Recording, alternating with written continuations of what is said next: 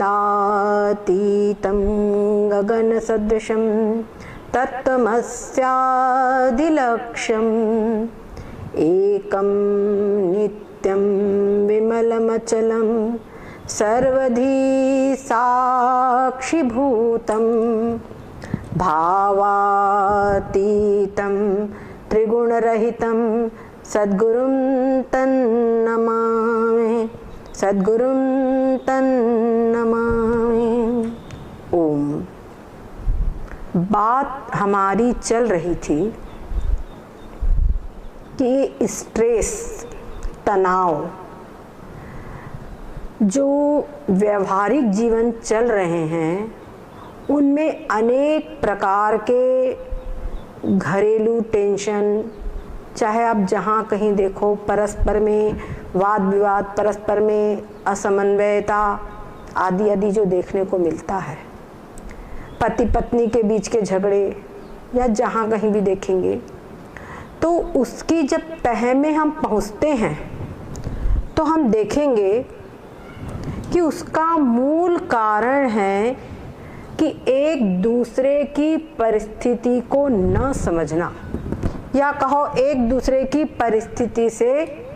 परिस्थिति का अज्ञान, एक दूसरे की परिस्थिति को न समझना, उसकी क्या परिस्थिति है ये नहीं मालूम होने के कारण परस्पर में मतभेद पैदा होता है।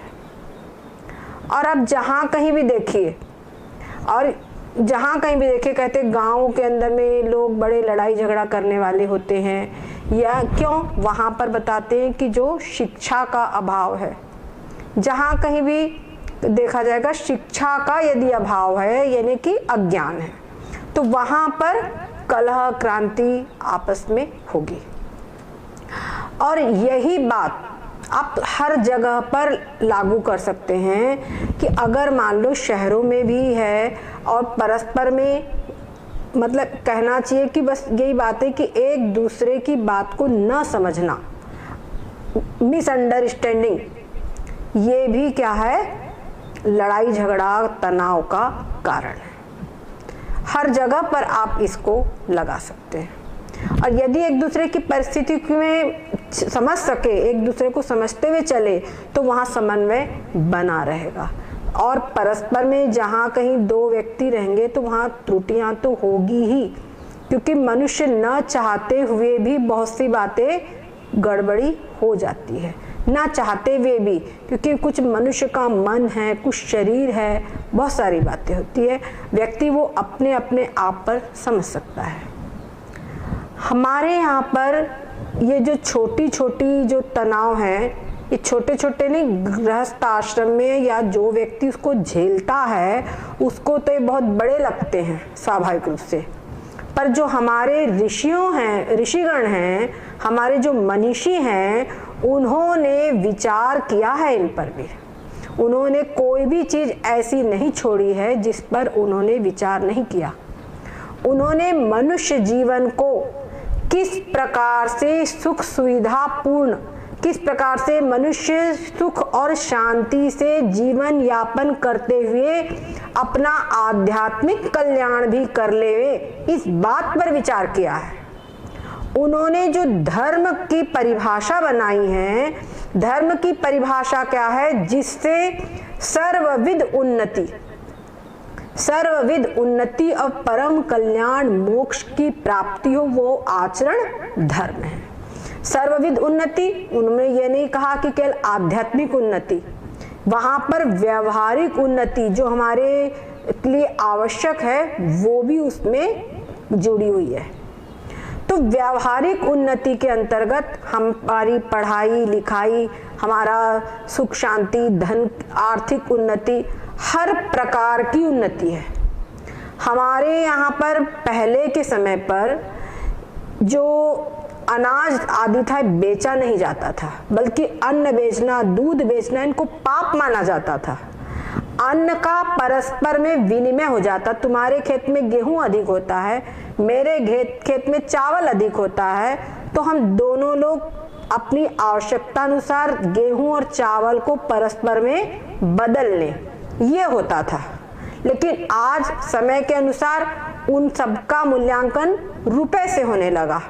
तो जब रुपए से होने लगा तो उसका विक्रय होने लगा, तो आज हमारे लिए रुपया बहुत बड़ी चीज हो गई है। पर जरा विचार करके देखें तो रुपये का हमारे लिए मोल क्या है? सिर्फ वो अन्न आदि को खरीदना आदि ही है, बाकी और कुछ नहीं। अगर व्यक्ति इस बात को समझते हुए रुपए का व्यवहार करे, रुपए मतलब रुपए का संग्रह करे और हर चीज का संग्रह करे उसी हिसाब से, तो उसको कष्ट नहीं होगा, उसको पास में परस्पर में टेंशन आदि नहीं होगा। पर क्या होता है, ये इस चीज को समझता नहीं है, तभी टेंशन होता है। तो हमारे मनुष्यों ने, उन्होंने सब चीज पर विचार किया, हर चीज पर विचार किया, और सबसे बड़ा दुख वास्तव में सबसे बड़ा दुख है मृत्यु का दुख। तो मृत्यु का दुख और साथ साथ में है जन्म का दुख। तो जन्म मरण रूप संसार है। तो जन्म मरण रूप संसार दुख कैसे मिटेगा, इस पर उन्होंने बात की है। तो ये दुख कैसे मिटेगा, इसके साथ इसको मिटाने के लिए इसका रूट कॉज क्या है, इसका जो मूल कारण क्या है, वो हमको मालूम होना चाहिए, तभी हम उसको मिटा पाएंगे। तो इसका रूट कॉज है अज्ञान। इसका जो मूल कारण है संसार दुख का, यानी संसार का जो हमको जन्म ग्रहण करना पड़ रहा है और बार बार मृत्यु के मुख में जाना पड़ रहा है, इसका कारण है अज्ञान। अब अज्ञान जो है, ये किस चीज का अज्ञान? संसार का जो मूल कारण है, संसार का जो मूल कारण है, इसको उत्पन्न करने वाला अज्ञान है। परंतु जो अज्ञान है, वो अज्ञान तो खुद जड़ है। अज्ञान किसी चीज को कैसे उत्पन्न कर सकता है? अज्ञान के कारण ये उत्पन्न होता है, पर कैसे, ये बात समझिए। यहाँ पर समझने की बात ये है कि वास्तव में अज्ञान जो है वो भी एक जड़ चीज है, चेतन चीज नहीं। जो जड़ होगा, हम कहते हैं ना, life is originated from life. हमने विज्ञान में पढ़ा है कि लाइफ जो है वो जीवित प्राणी जीवित से ही उत्पन्न हो सकता है। तो हम सब, पूरी जो सृष्टि है ये जीवित है, पूरे सब पेड़ पौधे मनुष्य आदि जीवित है। तो ये अज्ञान से उत्पन्न नहीं हो सकते। लेकिन अज्ञान जो है, अज्ञान का जो मूल, जो उसका ओनर है कहते हैं, वो है शुद्ध ब्रह्म। तो ये सब कुछ परमात्मा से उत्पन्न हुए हैं, परंतु परमात्मा का ज्ञान नहीं होने से, परमात्मा का, जिसको हमारे वेदांत में ब्रह्म कहा गया है, ब्रह्म का ज्ञान नहीं होने के कारण सारे जीव भटक रहे हैं। तो ज्ञान नहीं होने से भटक रहे हैं, इसलिए जो अज्ञान है, परमात्मा का अज्ञान, ब्रह्म का अज्ञान, उसके कारण ये संसार उसको प्राप्त हुआ है, संसार की उत्पत्ति हुई है।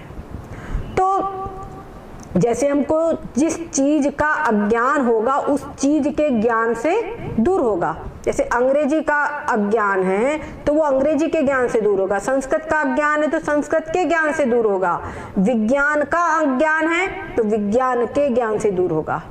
उसी प्रकार से जो ब्रह्म का अज्ञान है वो ब्रह्म के ज्ञान से उत्पन्न, ब्रह्म के ज्ञान से ही मिटेगा। तो हमको ब्रह्म ज्ञान की आवश्यकता है। ब्रह्म ज्ञान के द्वारा ही ये संसार दुख मिटेगा। अब बात उठती है कि ब्रह्म ज्ञान क्या है, और ये ब्रह्म ज्ञान के विषय में ही हमको विशेष रूप से समझना है। ये ब्रह्म ज्ञान कैसे प्राप्त होवे, ये प्रश्न खड़ा होता है। ये आपको अगर कोई भी लौकिक विषय कुछ पढ़ना हो, समझना हो, तो आप देखते हैं कि कौन शिक्षक इसका पारंगत है, कौन इसका बिल्कुल क्वालिफाइड टीचर है, उसके पास आप जाते हैं। कौन इसके अंदर में एक्सपर्ट है, बिल्कुल उसके पढ़ाए हुए बढ़िया है, ये सब बहुत सारी इंक्वायरी करते हैं। हमारे यहाँ पर भी अच्छा, एक बात और, जो स्कूल आदि है उसमें भी हर क्लास को पढ़ाने के लिए जो शिक्षक है उनकी कुछ योग्यता निर्धारित की गई है, उनके अंदर में कुछ क्वालिफिकेशन निर्धारित किया गया है कि इतना क्वालिफिकेशन उनमें होना चाहिए, और अब तो और भी बढ़ गया है, तभी वो टीचर हो सकते हैं। तो फिर ये जो ब्रह्म ज्ञान के आचार्य है, जो उसको ब्रह्म ज्ञान की प्राप्ति हुई, तो इसके लिए तो बहुत बड़ी चीज की आवश्यकता है। इसके लिए किस चीज की आवश्यकता है ये भी डिसाइड हमारे शास्त्रों के द्वारा ही किया गया है। हमारे शास्त्रों में बताया गया है श्रोत्रिय ब्रह्मनिष्ठ आचार्य होना चाहिए। जो ब्रह्म का ज्ञान देने वाले आचार्य है वो श्रोत्रिय ब्रह्मनिष्ठ होना चाहिए। श्रोत्रिय अर्थात उनको शास्त्रों का ज्ञान होना चाहिए।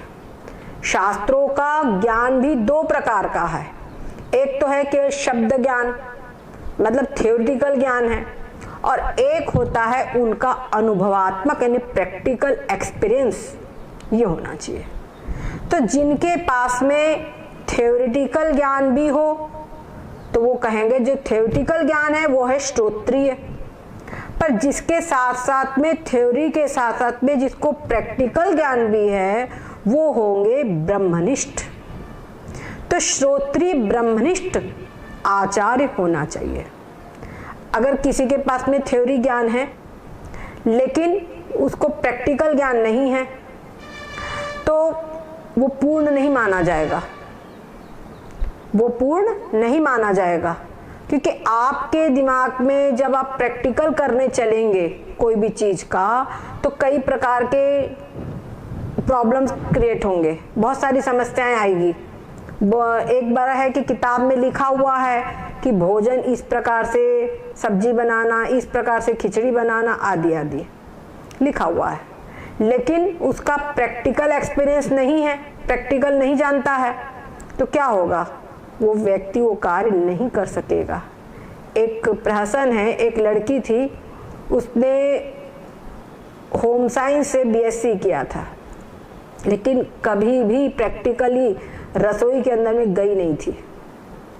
उसको कहा गया भोजन बनाने के लिए, जब पहली बार गई वो, तो भोजन बनाने के लिए वहाँ पर लिखा था कि इसमें तेल डाले और उसके बाद में तेल डाले, तेल गर्म होने पर जीरा डाले आदि आदि लिखा था, और उसके बाद में लिखा था सब्जी को चलाए। तो सब्जी को चलाए कैसे, तो उन्हें पूरा स्टोव लेकर के पूरे कमरे के अंदर में चलाने लगी। तो क्या इस प्रकार से ही चलाना होगा? अथवा कोई बोले खिचड़ी में दाल, एक कटोरी दाल, एक कटोरी चावल, एक कटोरी दाल और एक गिलास पानी बता दिया गया, एक गिलास पानी उसमें डालना, तो एक कटोरी में चावल रख दिया, एक कटोरी में दाल रख दिया और एक गिलास में पानी अलग से रख दिया, कुकर बंद कर दिया, बन जाएगी खिचड़ी। तो थ्योरिटिकल ज्ञान और प्रैक्टिकल ज्ञान दोनों ही आवश्यक है। जब ये सामान्य विषयों में थ्योरिटिकल और प्रैक्टिकल ज्ञान दोनों आवश्यक है, तो फिर जो ये अध्यात्म मार्ग है ये तो बहुत ही सूक्ष्म चीज है। बाहर जो हम व्यवहारिक कार्य करते हैं, जो भी फिजिकल कार्य, इसके अंदर में तो जो भी हमको करना है तो सब बाहर के सब्जेक्ट है, बाहर के ऑब्जेक्ट है जिनके ऊपर हमको एक्सपेरिमेंट करना है। लेकिन यहाँ अध्यात्म में, यहाँ तो अपनी बॉडी ये खुद ही हम सब्जेक्ट है, हम खुद ही ऑब्जेक्ट है, दोनों चीजें हैं। तो यहाँ तो सब कुछ अपने अंदर का आत्म विश्लेषण करना होगा। तो इसमें समझ जो आचार्य है, जो गुरु है, वो भी वैसा ही ब्रह्मनिष्ठ होना चाहिए। वो भी उस तत्व को अच्छे से जो समझा होगा, जिसने समस्त शास्त्रों का ज्ञान हो और समस्त शास्त्रों को जिसने अनुभवात्मक रूप से अनुभव में किया है, वही आचार्य हमको ये ब्रह्म ज्ञान दे सकता है। इसीलिए कहा है शाब्दे परेच निष्णातं। उस शब्द और शब्द ज्ञान भी उसके पास होना चाहिए और परम ज्ञान यानी प्रैक्टिकल ज्ञान भी उसके पास में होना चाहिए। साथ साथ में शिष्य के प्रति बड़ी करुणा उसके अंदर में होना चाहिए। अगर शिष्य के प्रति करुणा बुद्धि है, जैसे माता पिता बच्चे को पढ़ाते हैं, लिखाते हैं, माँ दूध पिलाती है, जो भी करते हैं, तो उनके मन में अपने बच्चे के प्रति बड़ा वात्सल्य भाव होता है, इसीलिए वो सब कुछ कर सकते हैं। और उसके बिना गुरु भी, जब यहाँ पर लोग में देखा जाता है, जो सरकारी स्कूल के टीचर्स लोग रहते हैं, पब्लिक स्कूल में कोई भी व्यक्ति अपने बच्चे को नहीं पढ़ाना चाहता। क्यों? क्योंकि यहाँ कुछ पढ़ाई नहीं होती, शिक्षकों को मिलती है पेमेंट, वो कोई ध्यान ही नहीं देते, बहुत सी शिकायतें हैं। पर जहाँ पर शिक्षक लोग के ऊपर भी प्रेशर होता है प्राइवेट स्कूलों में, पढ़ाओ ही, तब वो पढ़ाते हैं। और जब उनके अंदर में वास्तव में कुछ भावना होगी कि बच्चे आगे बढ़े, इनका जीवन बने, तब ही वो बच्चे पढ़ पाएंगे, उसके बिना वो पढ़ नहीं पाएंगे। तो जब यहाँ स्थूल चीजें, ये सब चीज तो हमको सामने दिखने वाली तो बहुत छोटी चीजें हैं, जब यहाँ ऐसा है तो फिर ये अध्यात्म तत्व बिना गुरु की करुणा के कैसे प्राप्त हो सकता है। इसलिए गुरु की करुणा, गुरु की कृपा अत्यधिक आवश्यक है इस अध्यात्म तत्व की प्राप्ति के लिए। और उसके साथ ही साथ में हमारे यहाँ पर गुरु की कृपा के साथ हमारे यहाँ 4 कृपाएं बताई गई है। 4 कृपाएं कौन कौन सी है? एक तो है ईश्वर कृपा, कि ईश्वर की बड़ी महान कृपा है कि हमको ये मनुष्य शरीर हमको मिला है।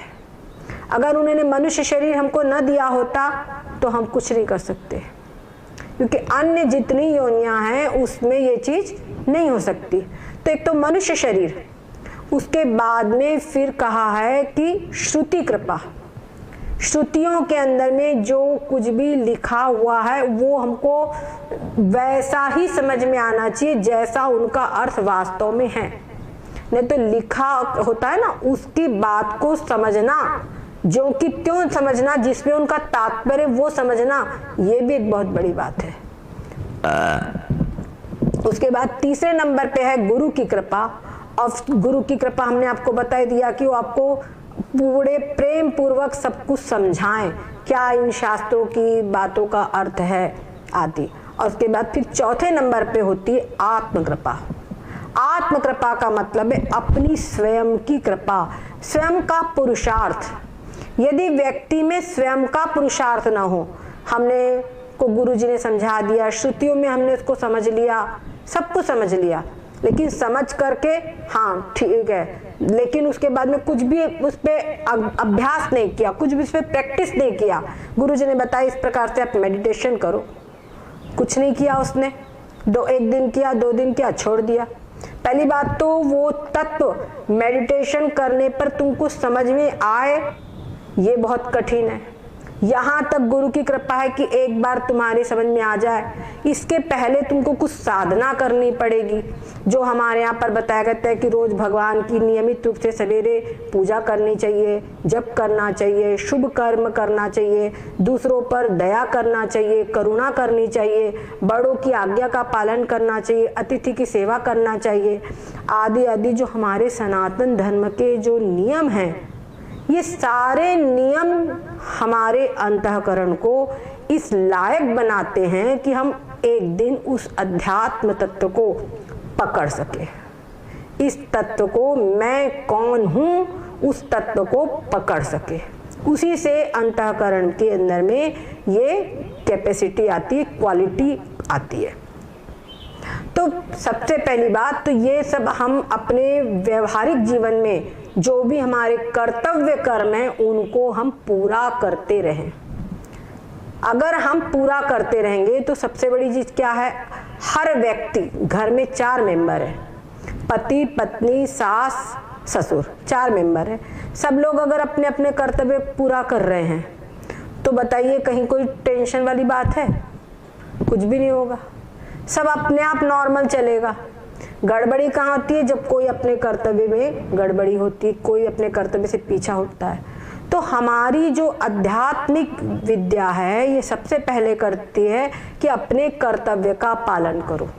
बहू का सास के प्रति कर्तव्य है तो सास का भी बहू के प्रति कर्तव्य है, पत्नी का पति के प्रति कर्तव्य है तो पति का भी पत्नी के प्रति कर्तव्य है।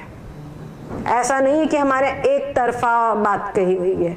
हर व्यक्ति अपने अपने कर्तव्य को अगर समझे तो हमारा गृहस्थ आश्रम पूरी शांति से चलता रहेगा, और वो तो शांति से चलेगा ही, और उसके साथ साथ में हमारे अंतःकरण में ये योग्यता आ जाएगी कि हम इस मैं कौन हूँ इस प्रश्न के उत्तर को समझ सके, इस अध्यात्म तत्व को हम समझ सके।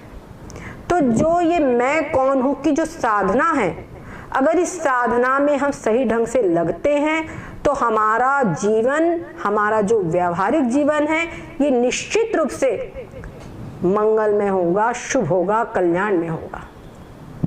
हमारे यहाँ क्या है, आत्मनो मोक्षार्थ जगदिताय च, हम जगत के अंदर में सबका हित करें। जब सबका हित करेंगे तो स्वाभाविक रूप से हमारा अंतःकरण शुद्ध होगा और हमारा मोक्ष मार्ग तय होगा। हमारे यहाँ पे निष्काम कर्म योग की बात की गई है, तो शुभ कर्म ही करो, लेकिन निष्काम भाव से करो। हमेशा शुभ कर्म करो और निष्काम भाव से करो। तो जब निष्काम शुभ कर्म करेंगे तो क्या होगा, माता पिता अपने बच्चों का पालन पोषण करते हैं। अब एक दिन ऐसा होता है कि बच्चे ध्यान ही नहीं देते माता पिता को, अपना कर्तव्य भूल जाते हैं। तो माता पिता वहां पर अपने समझे कि हमारा कर्तव्य है इसलिए हम कर रहे हैं।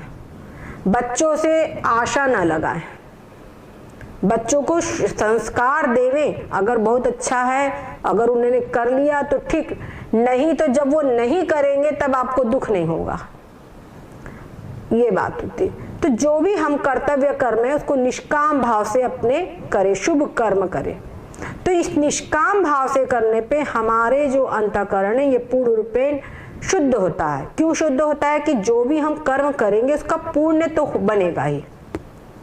ऐसा नहीं कि पुण्य नहीं बनेगा। कोई हमने बहुत अच्छा कार्य किया, बहुत लोगों को विद्या दान दिया, शिक्षा दी, या अन्न का दान किया, धन का दान दिया, जो कुछ भी किया, पर हम निष्काम भाव से कर रहे हैं, इनका भला होवे, हमें इसके एवज में और कुछ भी नहीं चाहिए, इस भावना से कर रहे हैं, भगवान की पूजा पाठ कुछ भी, तो वहां पर उसका कुछ पुण्य बनेगा जरूर। आप पुण्य के बदले में आप कुछ चाहते हैं, जैसे भगवान के पास गए, भगवान मैंने पूजा पाठ किया, मेरा अमुक कार्य हो जाए, ये हो जाए, तो वो उसका अगर उतना पुण्य अर्जित होता है तो वो कार्य उसका हो जाता है। वहां पर उसमें हो जाए, मेरा पुत्र हो जाए, मेरा धन बिजनेस चल जाए, आदि आदि, तो वो उसका हो जाता है।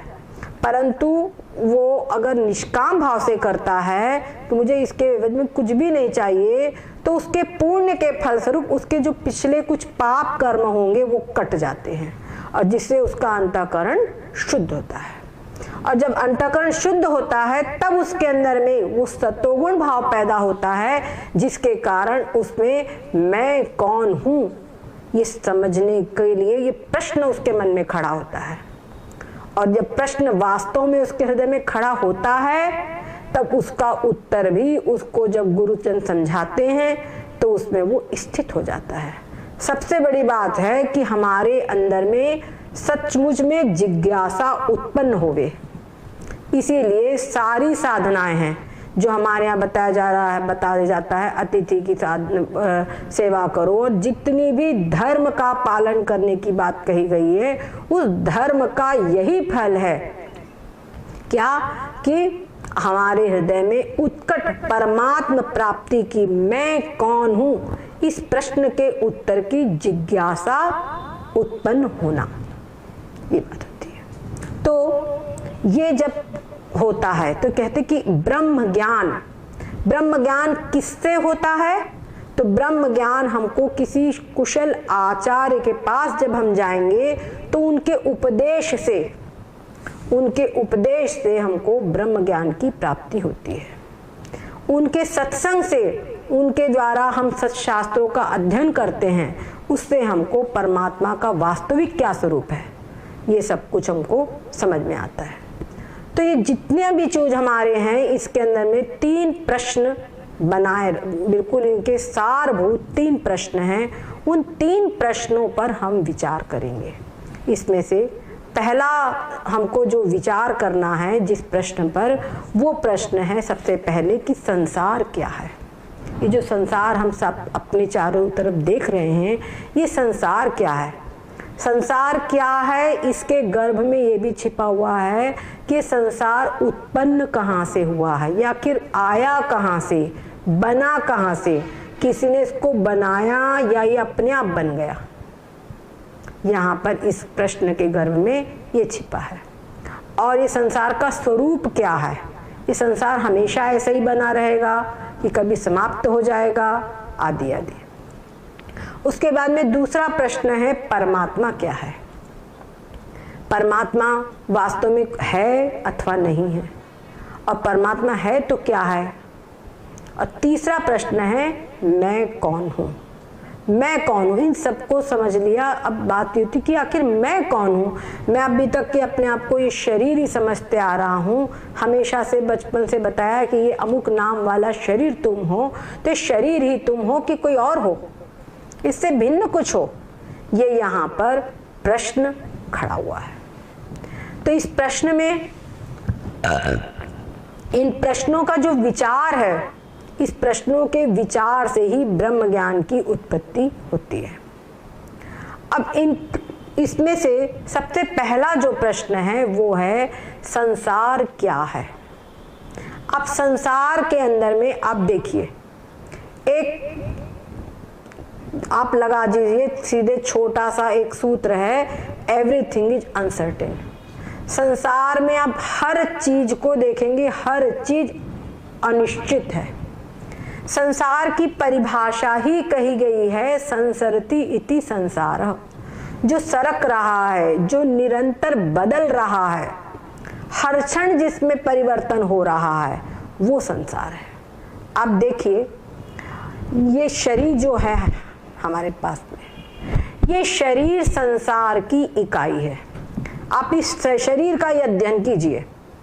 इस शरीर को देखिए, ये पैदा होता है। पैदा होने के बाद में पहले तो होता था, बच्चों की 2-3 दिन आंखें नहीं खुलती थी, ठीक है, लेकिन पहले दिन में और दूसरे दिन में बच्चे की एक्टिविटी में कुछ अंतर आपको महसूस होता है कि नहीं होता? तो एक दिन से दूसरे दिन में हमको फीलिंग्स होती है कुछ अंतर की। पर आप देखेंगे, एक पेड़ लगा दीजिए छोटा सा, आप थोड़े वो चना मूंग भिगा दीजिए, आज आपने उनको भिगा दिया पानी में, शाम को उनका स्वरूप बदल जाता है, फूल जाते हैं। दूसरे दिन आप देखेंगे धीरे धीरे बराबर में हल्का सा अंकुर, रात भर आप रख दो तो लंबे लंबे उनमें अंकुर उठ जाते हैं। तो जो हमको सवेरे लंबा अंकुर दिख रहा है, वो क्या लंबा अंकुर पूरे रात भर में उत्पन्न हुआ है ना? तो हर क्षण उस अंकुर वो उसमें कुछ चेंज हुआ है, और आखिर में पूरी रात में वो जब वो इतना लंबा हो गया, तब उसको हम स्टडी कर पा रहे हैं, उसको हम देख पा रहे हैं।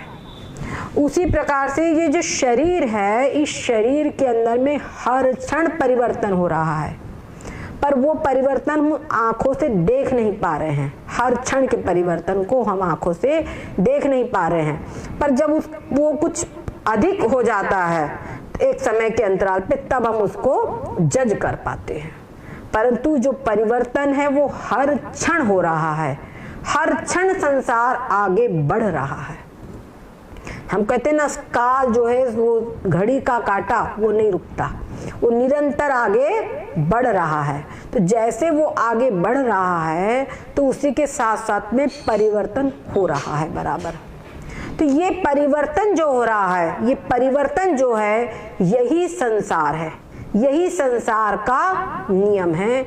इसी के अंदर में ये संसार का परिवर्तन जो नियम है, इसी का नाम संसार है। बहुत सारे आप देखिए, आप जब कहीं दुकान पे जाते हैं कहीं पे, ये परिवर्तन अवश्यम भावी है, और इस परिवर्तन को हम किसी भी प्रकार से रोक नहीं सकते, किसी में ये ताकत नहीं है। ये संसार का नियम है कि जो, और क्या है, और इसमें भी परिवर्तन में एक बना है नियम, हर वस्तु एक दिन उत्पन्न होती है और धीरे धीरे धीरे वो वृद्धि बढ़ती है। जो भी जितने भी लिविंग थिंग्स हम जिनको कह रहे हैं, वो सब बढ़ते हैं, है ना? और बढ़ते उत्पन्न होते हैं, बढ़ते हैं, और धीरे धीरे एक समय ऐसा आता है कि पूर्ण अवस्था को, वृद्धि की पूर्ण अवस्था को जितना उनको बढ़ना है उतना पूरा बढ़ चुके, उसके बाद आगे नहीं बढ़ेंगे, लेकिन उसके बाद में धीरे धीरे वो डिजेनरेट होने लगते हैं, खत्म होने लगते हैं, ठीक है ना। तो इसी को हमारे यहाँ पर अपक्षय कहा गया है। और एक समय ऐसा आता है कि वो नष्ट होते होते पूर्ण रूपेण नष्ट हो जाते हैं। हमको ऐसा लगता है कि वो अचानक मर गया, अचानक उसकी डेथ हो गई, अचानक कुछ नहीं होता, वो पहले से ही वो सब पूरा धीरे धीरे सब कुछ उसका उतने पीरियड ऑफ टाइम उसका निश्चित है, उतने में ही वो सब कुछ होना है। तो इसी का निश्चित है कि जो चीज उत्पन्न हुई है वो नष्ट अवश्य होगी, पक्की बात है। जातस ही ध्रुव मृत्यु ध्रुवं जन्म मृतस्य च, ये भगवान श्री कृष्ण ने भगवत गीता में समझाया आपको। यही संसार का स्वरूप है। आप शरीर पे घटा लीजिए, हर शरीर जो एक दिन उत्पन्न हुआ है, एक दिन उसका जन्म हुआ है और एक दिन वो अवश्य में वो नष्ट होगा, पक्की बात है, इसको कोई भी नहीं रोक सकता। अब अच्छे से अच्छी दवाई ला लीजिए, अच्छे से अच्छा कुछ भी कहो, अमृत ला लीजिए, तो वो अमृत में भी ये ताकत नहीं है कि उस शरीर के परिवर्तन को रोक सके। मृत्यु की तो बात छोड़ दीजिए, शरीर के परिवर्तन को भी नहीं रोक सकते। अगर ऐसा होता तो स्वर्ग में देवता लोग तो अमृत ही पीते हैं, वो जैसे हम लोग पानी पीते हैं वैसे वो अमृत पीते हैं, लेकिन उसके बावजूद भी उनका मरण होता है। देवताओं का भी क्षीणे पुण्य मृत्यु लोकम विशंति, उनका भी जब पुण्य क्षीण होता है तो वापस मृत्यु लोक में उनको आना पड़ता है। क्यों होता है ऐसा? तो अमृत भी इस शरीर के परिवर्तन को नहीं रोक सकता। अब पूरा संसार हम क्या देखें, वास्तव में तो हमारे ये शरीर ही हमारे लिए सबसे बड़ा संसार है, हर व्यक्ति के लिए। हर व्यक्ति अपने शरीर के से प्रेम सबको होता है, एक सहज प्रेम है अपने शरीर से, ये एक दिया हुआ प्रेम है। और शरीर से उत्पन्न जो अपने बच्चे हैं ये भी अपने शरीर से उत्पन्न है, तो उनमें ममत्व है। जैसे कहते हैं स्त्री जो है ममता की मूर्ति है, ठीक है, लेकिन स्त्री को अपने बच्चे से जो प्रेम है वो क्या दूसरे के बच्चे से प्रेम होता है? बहुत कम होगा ऐसा। प्रायः हमारे यहाँ पर जो सौतेली माता है, विमाता होती है, उसके लिए बड़ा भय सबके मन में होता है कि पता नहीं कैसा व्यवहार करे, जबकि वो भी तो स्त्री है। तो ये बात होती है कि अपने शरीर से उत्पन्न हुआ होता है, उसी से आत्मीयता, उसी से ममत्व बुद्धि होती है। अपने शरीर से प्रेम है और शरीर से उत्पन्न होने से शरीर के जो स्वजन संबंधी उनके में सब में प्रेम है। तो हर व्यक्ति की क्या है, शरीर जो है ये शरीर मैं हूं, शरीर मैं हूं। तो शरीर के अंदर में जो अहम बुद्धि है, ये अहम बुद्धि ही वास्तव में संसार है। इस अहम बुद्धि के कारण, क्योंकि शरीर मैं हूं, तो शरीर के संबंध से शरीर को जन्म देने वाली माता, शरीर के माता के संबंध से पिता, और माता पिता उधर नाना नानी, उधर दादा दादी, बुआ चाचा, सारे रिश्ते आप देख लीजिए। फिर शरीर से उत्पन्न पुत्र पुत्री आदि आदि सारे संबंध, पूरी संसार क्या यही तो संसार है, और क्या संसार है। और इनके अंदर में हमको हर व्यक्ति से प्रेम होता है, हमारे हमारे हैं इसलिए प्रेम होता है, पर सबसे अधिक प्रेम अपने शरीर से होता है। ये सारे लोग हमको प्रिय होते हैं, कब प्रिय होते हैं? जब ये हमारे अनुकूल होते हैं, हमारे सुख सुविधा के साधन होते हैं, तब हमको प्रिय होते हैं। अपना बड़ा प्रेम है, भाई भाई में बड़ा प्रेम है, परंतु वो भाई भी अगर मान लो हमारे हितकर नहीं हुआ, अरे भाई वो तो अपना ही है, हमारा कुछ नहीं, तो चेंज हो जाएंगे। आप इसको घटा के देख लीजिए, हर जगह पे जो हमारे लिए प्रिय है, हमारे लिए हितकर है, उसी से हमको प्रेम है, और जो हमारे लिए हितकर नहीं है वहां पर हमको प्रेम नहीं होता है। तो यही बात हमारी श्रुतियों ने कही है। क्या कहा बृहदारण्यक उपनिषद में? आप देखिए कि पति प्रिय होता है पति के लिए, क्या समझे? और पत्नी प्रिय होती है पत्नी के लिए। अगर मान लो वही पत्नी पति के लिए शुभ करने वाली ना हो, उसको सेवा करने वाली ना हो, उसके लिए भोजन आदि बनाना जो उसकी जिम्मेदारियां वो करने वाली ना हो, तो उस पति को पत्नी में गुस्सा आएगा क्योंकि उसकी बात पूरी नहीं हो रही है। उसी प्रकार से पत्नी है, वहां पर अगर उसके लिए प्रिय वो पूरी उसकी जो कामना है, जो उसकी भावनाएं हैं वो पूर्ण नहीं हो रही, उसकी आवश्यकता पूर्ण नहीं हो रही, तो पत्नी को पति पे गुस्सा आएगा। एक बार का पत्नी को